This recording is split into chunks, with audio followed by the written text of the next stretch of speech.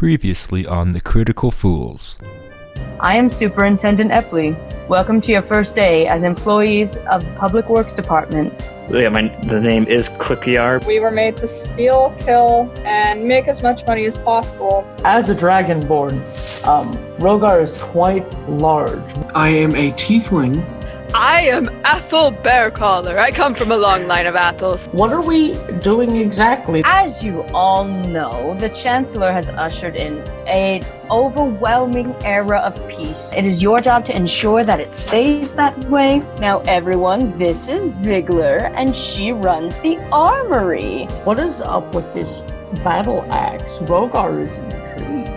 Well, does anyone have any more questions for Ziegler before we finish your orientation? What reason do you need to know greatest fear? Nobody told you?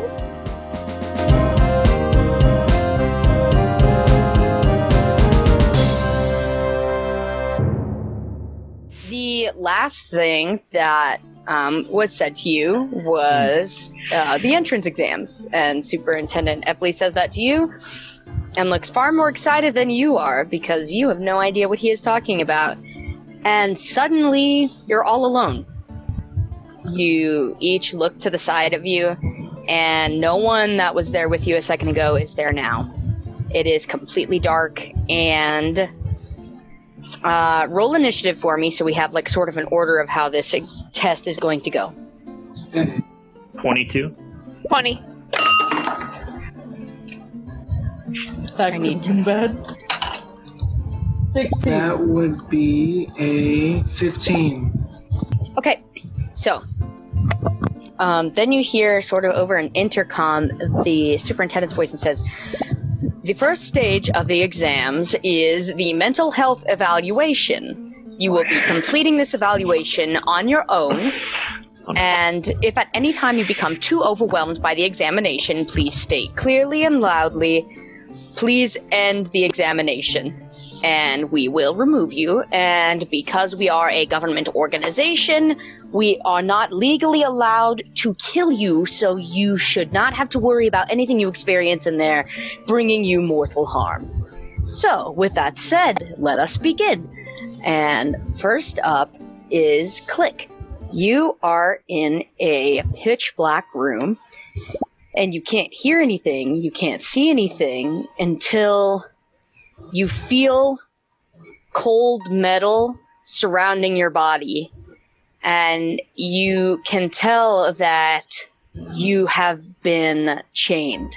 And the chains are pulling tighter and tighter against you until you can't move your arms and legs. What do? I break free. That's not how Dungeons & Dragons works. You can go ahead and roll a strength check. 17.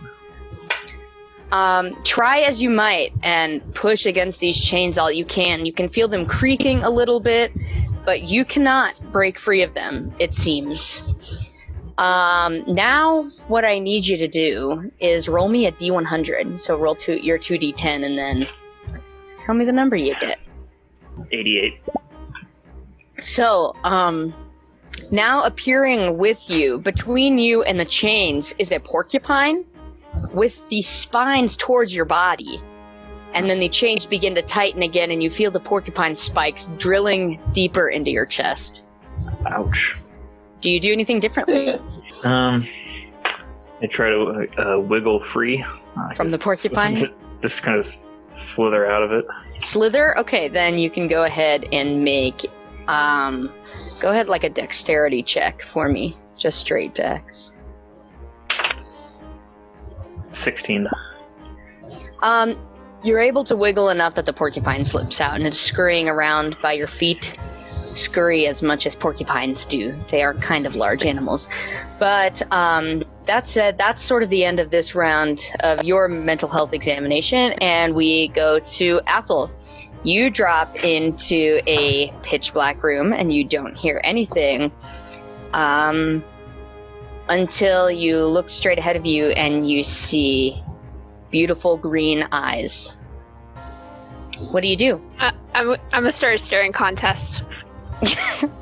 Okay, just roll a d20. Don't add anything. 20. Roll again. 9. You hold the staring contest for about a minute, and then these eyes don't blink at all. And you finally have to cave, and you blink.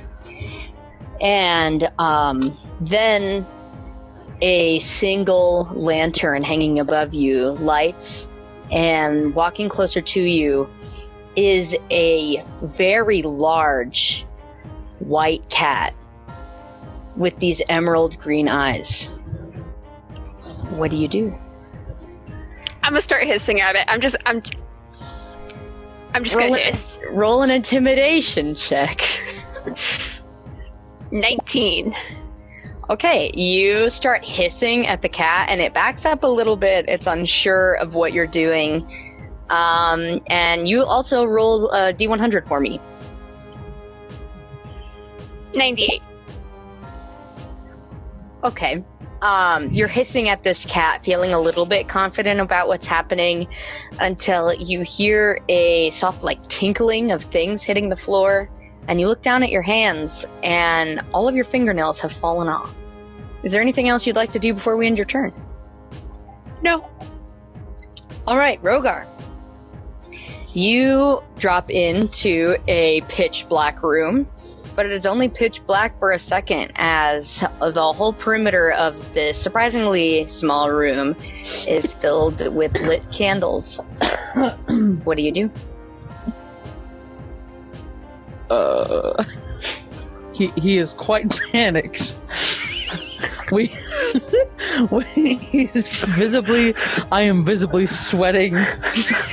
He decided to wear a tux to this, it's a nice one. He's wearing a black pinstripe tux, and he is sweating through it so quickly, not from the heat of the candles, but because he is just purely so nervous.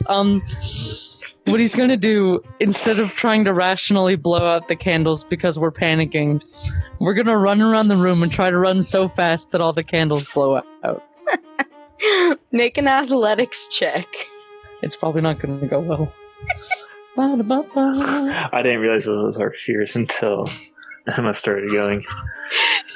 Oh, 18. Okay, you run around the room as fast as you can, and about half of the candles go out, and a couple tip over and spill wax on the ground. Roll a D100. 78. Okay. You continue running around the room trying to put out these candles, and then you feel that it is much harder to keep running. Your feet feel like they're not keeping up with you.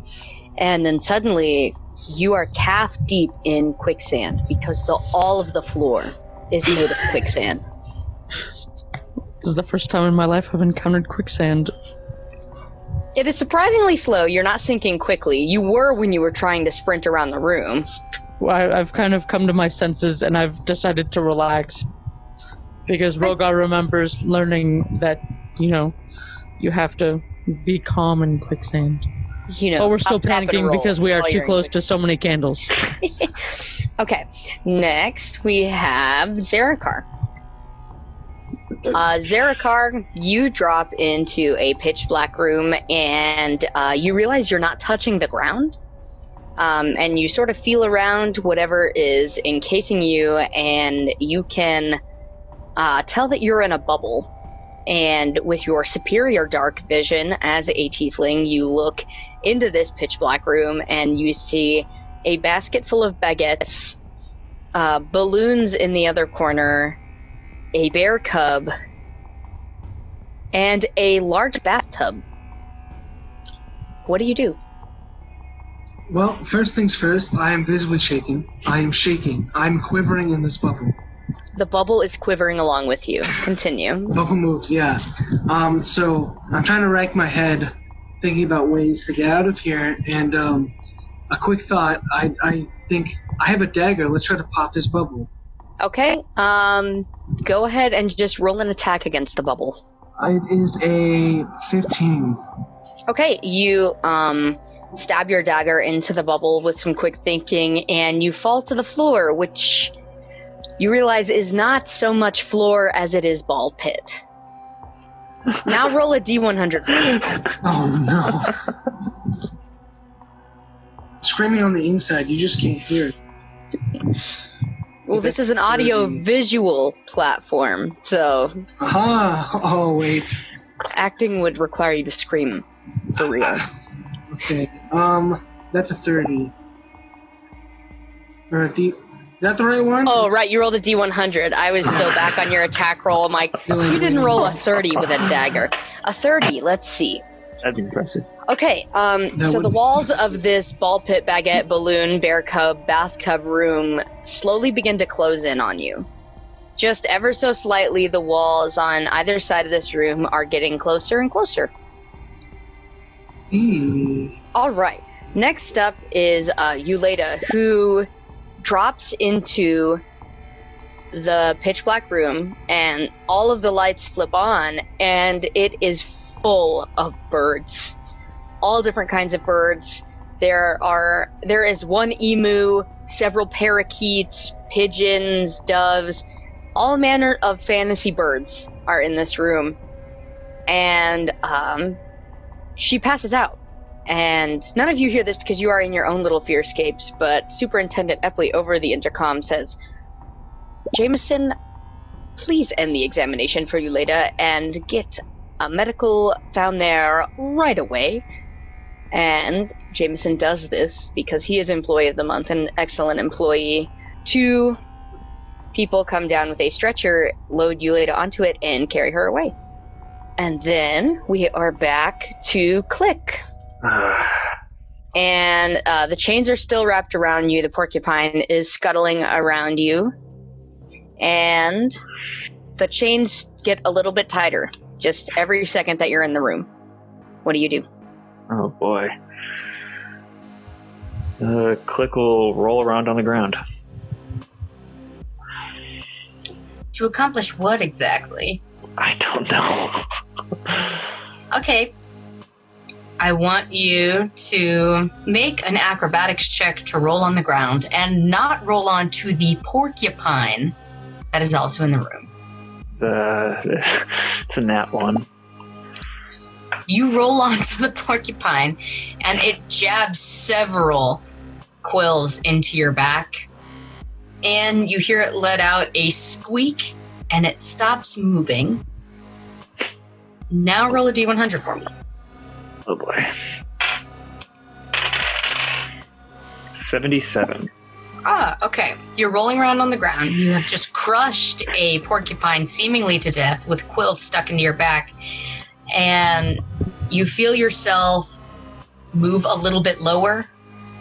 And you can feel on your feathers that there is sand on you. And maybe there's not so much sand on you as you are in sand. Quicksand. All of the floor is quicksand. You guys are doing excellent.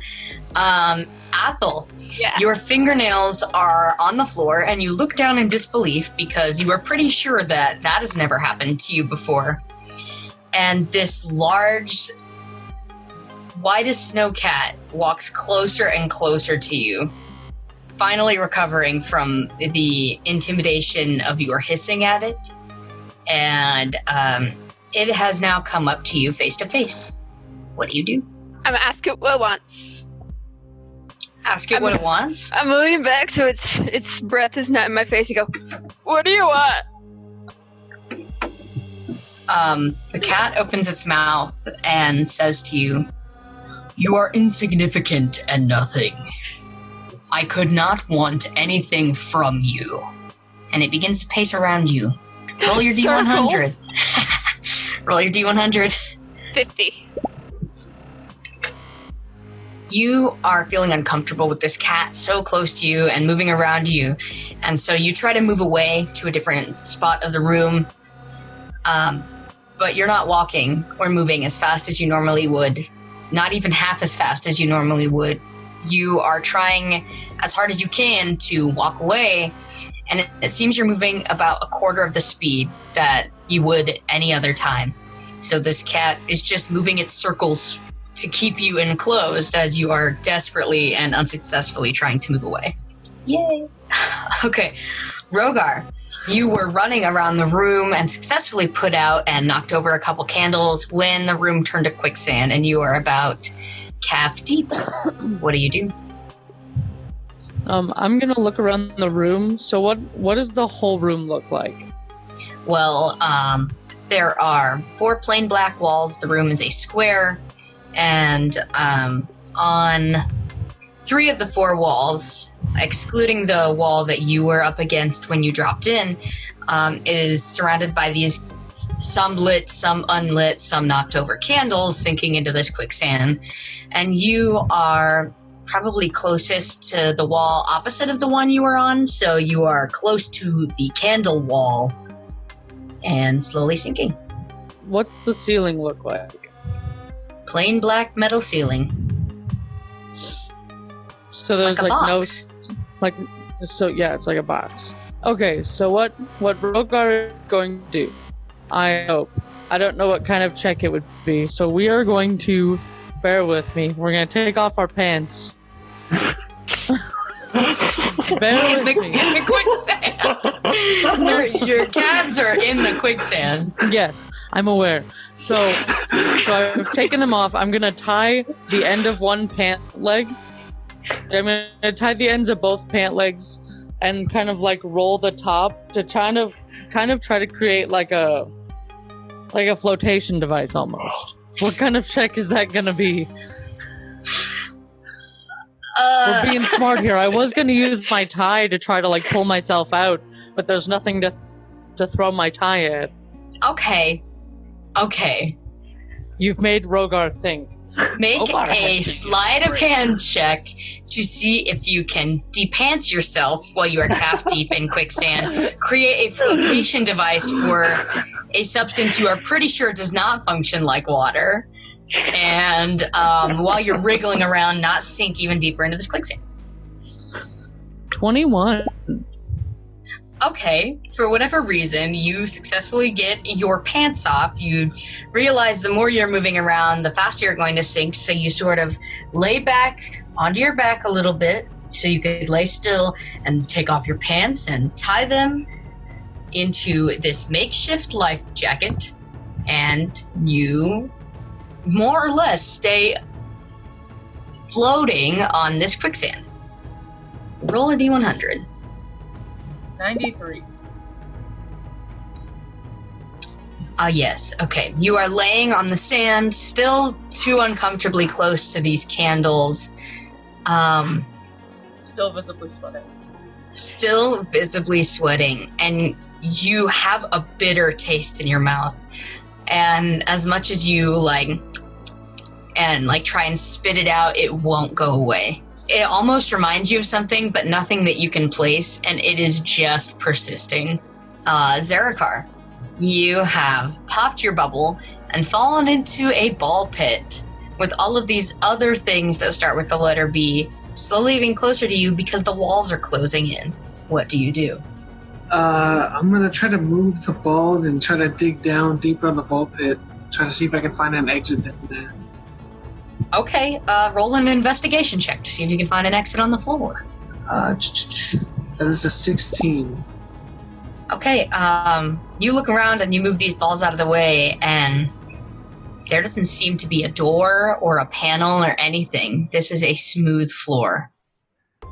Okay. Is there anything else you wanted to do? It's not a big action. Investigate the bathtub. We keep that investigation check. It is a bathtub. But it's a sturdy bathtub, clawfoot, gold claw feet, white porcelain, not porcelain, porcelain is bad, metal bathtub. Okay. Roll a D100. 21. 21. From somewhere on the ceiling, there's no seams or anything that you can discern. A purple gas begins to fill the room. Slowly. It's falling slowly. It's not like filling quickly or coming close to you rapidly, but it is there. Klik, you are now not only chained and crushing a porcupine that is hurting you, and in quicksand, moving around you very quickly. You only catch a few glimpses. You see green scales. Just flashes. Every now and again, you catch a tail or a claw. What do? I stop moving and sing the song of my people. Roll a performance check. 12. Okay. You're singing the song. Do you have it? Do you have the song? Did you want to sing it? It goes, caw, caw. And you stop seeing the scales. But then, right over your head, you see the snout of a green dragon. Much smaller than the one that you know attacked your home. But still, this green dragon has a scar on the left side of their face and looks war-torn. And it leans over you while you're singing and says, "You're not very good at that. Roll your D100. 92. While this dragon is too close to your face and breathing on you and drool is dripping onto your feathers, you developed this horrible taste in your mouth and it won't go away. You can't spit it out. You don't know if it's because of the dragon or what. But the chains continue to tighten. This dragon is leaning over you. You're still sinking in quicksand. And now there's a horrible taste in your mouth. Ethel, the cat has just told you that you are insignificant and nothing. And you try to move away from it and you are moving too slowly and it is still surrounding you. And the cat continues with its monologue and says, "Enjoy your existence now, because one day you will become nothing more than a faint whisper in the wind. You will be forgotten, a loose pile of bones and rotted flesh. Enjoy the present, because in the future you will become the dirt I walk on." And the cat goes to step on you, so I would like you to make a dexterity saving throw to get out of the way. That's gonna be a 2. Okay, while you are moving so slowly away, the cat places its huge white paw onto your back and knocks you to the ground, face first. And it is standing on you, laughing. And you've never heard a cat laugh before? And roll your D100. You are prone. There's a cat on your back. 24. As the cat stands over you and is laughing, purple gas oozes from its mouth, and it is filling this room. It rises to the ceiling first, but the more it laughs at you on the ground, the more gas fills this room. Rogar, you have a bitter taste in your mouth, and you are floating on your pants life jacket in this quicksand, which you absolutely cannot float on, but you rolled well, so I will allow it. Thank you. And you're still close to these candles. What do? I'm just going to... I understand that the taste is, like, probably insane. But what I'm going to do is I'm going to try to lay back, close my eyes, and just breathe the deep. Just relax. Because Okay. Rogar knows that the more you panic in any situation, the worse it's going to get. So we're just going to try to clear our head and try to think through this. Okay. Roll a wisdom check. 21. You lay there with your eyes closed, with your pants jacket, and this horrible taste in your mouth. And you hear some clanging, and you look over, and some of the candles have fallen over right next to your head. And they seem like they are just about to burn you, but you center your breath, and you close your eyes again, and when you open them, you are back in the room that you started in. It is lit. It is that wide open room. You are still not wearing pants. They're still wrapped around you like a life jacket. And the others are not there. But Superintendent Epley is standing there, and he looks at you and says, "Well done. No one else is cheating now that you know that outsmarting your fears is the key." Rogar is crying. We are visibly upset. The candles really did a number on him. Now that he's out of the situation, yeah, we're in rough shape. We're crying now. PTSD. He zaps you back into the room. No, just kidding. He's like, want me. Okay, Zarakar, you have just investigated and found out that the bathtub is indeed made of bathtub. The walls are still closing in on you, and purple gas is coming down from the ceiling. What do you do? I'm just going to take time and observe the room to see if there's anything else I could use to help me. Okay. Well, you don't need to roll anything. You see the walls closing in. It's slow. On all sides, it is coming in on you. It is pushing the balloons and the baguettes and the bear cub closer to you. And the ball pit is now rising because it has less surface area, so the balls can only move up. And the purple gas continues to fall. Why don't you roll me a constitution check? Oh, that's a nat 20. Okay. You don't notice anything different right now about this gas. It's starting to get close to you and you're breathing it in, but you don't notice any effects, and the walls are getting close. This bear cub is on you, touching you, going, because that's sort of the noise that bear cubs make. The balloons are right next to you, and these baguettes were on a cute little side table in their basket, and they're tipping over into the bathtub. Roll your D100. 15. Excellent. Okay. So, as the walls are getting closer and closer and the ball pit is rising, you feel your shoes start to feel damp. And then it's not just the bottoms and your toes anymore, it's your ankles. And then about halfway up your calf. And you can't really tell because the room is so full of balls. But you get the idea that the room is now also filling with water. Klik's turn. There is a green dragon with a scar on the left side of its face staring at you as you lay in this quicksand, horrible taste in your mouth, surrounded by chains, and the chains are getting tighter, and this dragon is just in your business. He doesn't seem to mean you harm. He doesn't look like he's about to attack you, but he is right there, almost mocking the fact that you can't do anything. What do you do? I just lay there and continue singing the song of my people. Are you trying to intimidate the dragon this way? Or are you just doing this because it's what Klik would do? Probably what Klik would do. Okay, roll your performance check. Ooh, 17. Okay. The dragon is still looking over you and says, I'll admit you're getting better.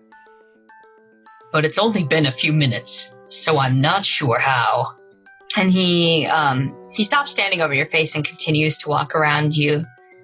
And he looks at you and says, do you know who I am? I say nothing. He walks back over you, not like Spider-Man and Mary Jane. I don't know. That sounds wrong. Jane? Whatever. Not like head over head, but he is straddling you with his face over your face, and much louder and scarier. He says, do you know who I am? And you roll your D100. 32. Okay. You feel yourself sinking, and you are about like half covered with sand. Your head and beak are fine, and your chest is sort of up, but everything else seems to be under this quicksand. And suddenly, it's like the floor drops out from underneath you, and you fall and hit the ground hard. When you look around, the room is completely dark and silent. You can't hear yourself breathe. There is nothing in this room. But the dragon's gone. If that makes you feel any better. Athel, there is a cat on your back and a purple gas filling this room. What do you do? I'm gonna hold my breath while I think. How long do you intend to do this? Until I come up with something savage to say to the cat. How long do you assume this would take, Athel? Until right now. I'm gonna crane my head back and look at the cat and say, you cannot kill me in a way that matters because I am already dead emotionally. The cat looks at you and thinks for a good amount of time about what you just said and says, then there is nothing I can do to you now. And the cat removes its paw from your back and goes and sits in front of your face and just sits there looking at you. Roll a D100. It's gonna be 58. Yes. You feel quite confident about what you just said to the cat, and you're sure that that was the ticket to getting out of here. And your head starts to feel pretty warm and tingly.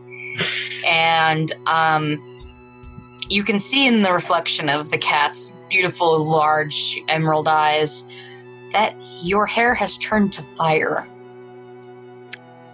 Oh. What do you do? I'm gonna shove my head into its furry chest. Try to catch the cat on fire. You want to catch it on fire. You don't want to put yourself out. You want to catch it on fire. Well, and put myself out at the same time. Okay, roll a strength check to see if you can maintain a good, hug on this cat. 17.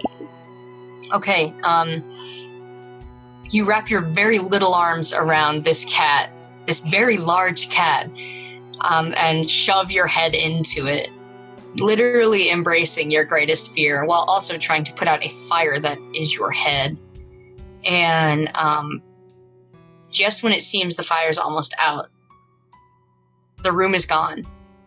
And you open your eyes, and it's that brightly lit, wide open room that you were in when you started. And you don't see Zarakar or Klik or Euleida, but you see Rogar laying on the ground crying. And the superintendent is standing there in front of him, hand on his shoulder, and looks at you and says, well done. You know what I'm gonna do? I'm gonna look him in the eyes, and I'm gonna dab. I don't know what that means, because I'm an adult.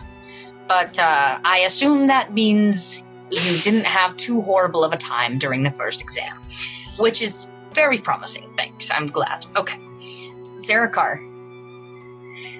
The room's filling with water. There's balls and a bathtub and a bear cub and balloons and baguettes and purple gas filling the room. What do you do? Oh, and the walls are closing in. Forgot to mention that. The balls have reached about your chest, the water about your thighs. I'm gonna make my way over the bathtub and just lay there and embrace everything around me. In the bathtub? Yep. Okay. Lay there with the bear cub and the baguettes and the balls and the... Okay. The balloons. The walls keep closing in, and they get closer and closer, and they are just about to crush this bathtub with you inside it. But once the walls hit the bathtub, they don't move any further. They don't seem to be able to crush the bathtub, or maybe they're just not designed to. But you're laying there, bear cub on your chest, baguettes filling this bathtub, balls covering you, and water just about to seep in over the edge of it. And you open your eyes, and you're in the room you started in. Lights, Rogar crying with the superintendent having his hand on his shoulder. Athel is dabbing repeatedly. You don't see Klik, and you don't see Euleida. And you're now laying in a very comfortable looking position for a bathtub. The bathtub is gone, and the balls and the bear cub. And the superintendent looks over to you and says, that was quite strange. But, well done anyways. And now, Klik. You are in a room so silent that you are about to be driven to insanity. What do you do? Do I have my weapons on me? Yes, I think so, Okay. because you did when you were in the armory, so that would make sense. Okay, so I want to grab the Klik is going to grab his great axe and... You still are chained. Oh, I am? Dang. Yeah. Yeah, see, your biggest fear is claustrophobia. So they chained you. Yikes. No.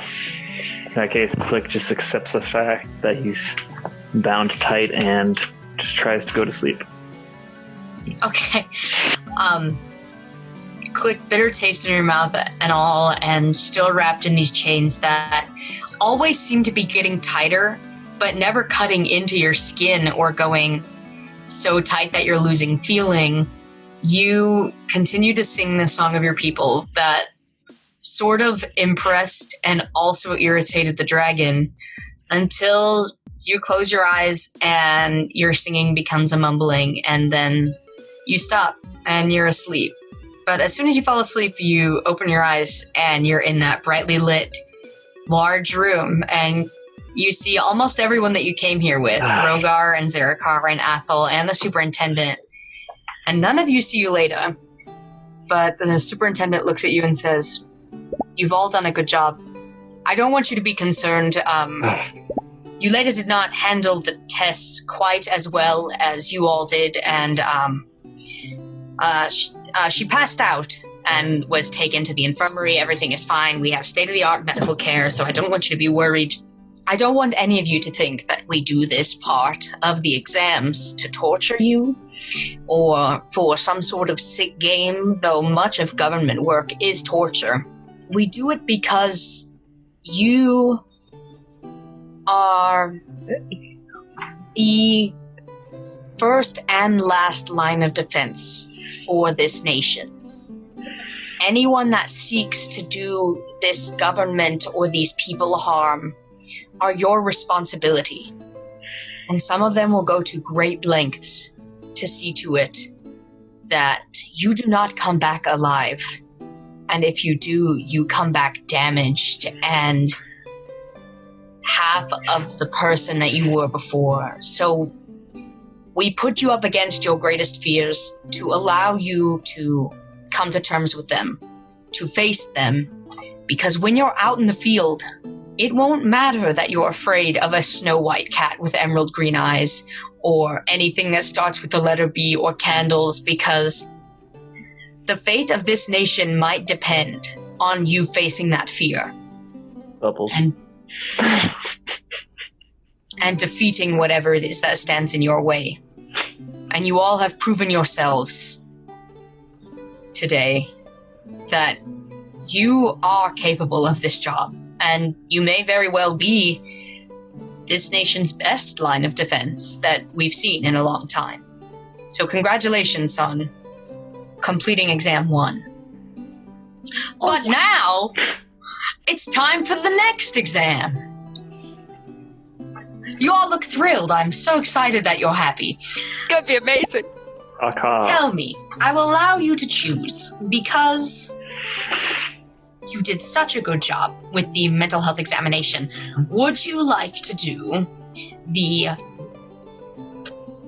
physical examination or the intelligence examination? Intelligence, let's go. Intelligence. Physical. Let's put off physical as long as we can. Gotta get some setups in. You are one person down, so maybe the physical exam should wait just until Euleida has recovered. So, it is 2-1. Rogar, do you have a choice? Intelligence. Okay, 3-1. Can Rogar put Rogar's pants back on? I wish you would. Hey guys, just want to thank everyone for watching today's video. We all wanted to thank everyone who watched, liked, or subscribed to the channel. Your support as we get these first couple episodes out is very important.